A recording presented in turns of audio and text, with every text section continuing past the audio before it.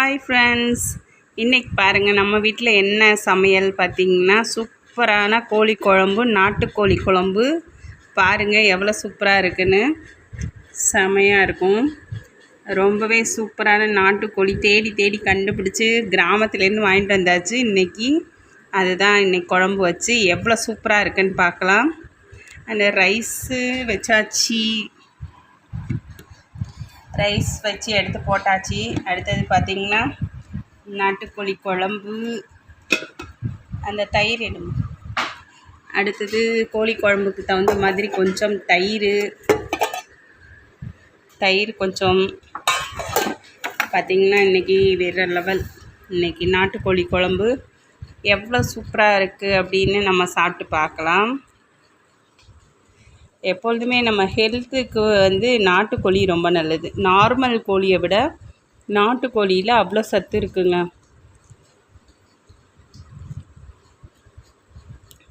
Wow, yummy.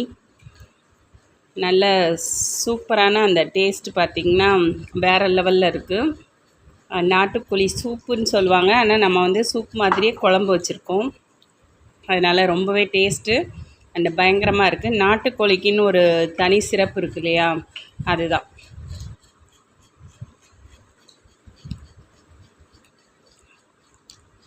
நிறைய பேர் கிராமங்களில் நாட்டுக்கோழி தான் சாப்பிடுவாங்க.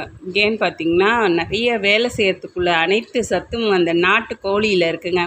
நம்ம கால் கை எல்லாம் மூட்டுக்கு மூட்டு வலி இருக்கும் பாருங்கள், அந்த வலியெல்லாம் கூட போகணுன்னா உடனே நாட்டுக்கோழியை பிடிப்பாங்க.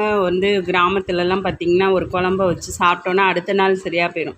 ஏன்னா அந்த மூட்டுக்கெல்லாம் அவ்வளோ சத்து இருக்குது நாட்டுக்கோழி.